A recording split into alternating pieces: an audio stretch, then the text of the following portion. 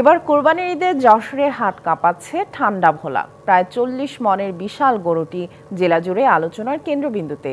প্রাণী সম্পদ বিভাগের দাবি, জেলার সবচেয়ে বড় গরু এটি। কিনতে 13 লাখ টাকা গুনতে হবে আগ্রহীকে। এদিকে ভোলায় পশুর হাটে তোলা হয়েছে আকর্ষণীয় দুটি ষাঁড়, কালাবাবু ও কালামানিক। তবে বেশি দাম হওয়ায় এখনো ক্রেতা মেলেনি।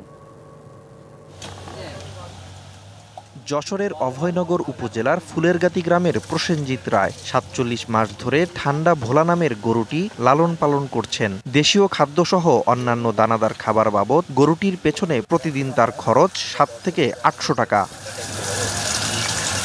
গেল বছর কোরবানির ঈদে ১২ লাখ টাকা পর্যন্ত দাম উঠলেও এবছর দাম হাঁকছেন ১৩ লাখ। প্রতিদিন ১২ থেকে ১৪ কেজি খাওয়া যায়।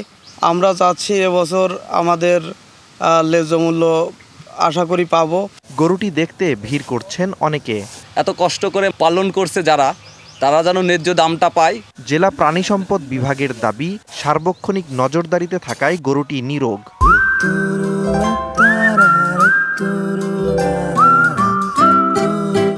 আমাদের জানা মতে সবচেয়ে বড় গরু। এই গরুটা প্রাণী সম্পদ কর্মকর্তা নিজ দায়িত্বে সার্বক্ষণিক দেখভাল করছে।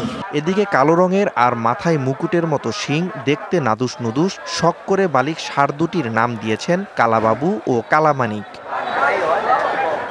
ফ্রিজিয়ান জাতের ২০ মণ ওজনের ষাঁড় দুটিকে ৪ বছর ধরে পালন করছেন ভোলার সদর উপজেলার আবুল কালাম খান। এটা আমাদের নিজের খামারের পাশেই নেপিয়ার ঘাস, ওইটি খাওয়াই আমরা এটা পালি। দাম বেশি হওয়ায় অধিকাংশ ক্রেতার নাগালের বাইরে এই দুটি গরু। দাম কম বলায় লোকসানের মুখে থাকার কথা জানান বিক্রেতা। যে দাম চাচ্ছে, দাম আমাদের নাগালের বাইরে। গতবারে একটা গরু বেচা গেছে ১,৩০,০০০, ৩৫,০০০, এবার ২০,০০০, ১৫,০০০, এর বেশি মূল্য না। এদিকে জেলা প্রাণী সম্পদ বিভাগ জানায়, জেলায় চাহিদার তুলনায় পর্যাপ্ত রয়েছে কোরবানির পশু। ২৬টি ভেটেরিনারি মেডিকেল টিম কাজ করছেন।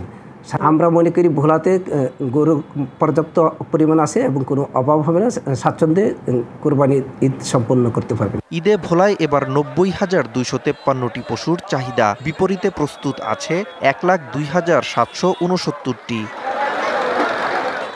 Najmus Sakib Sami, DVC news desk.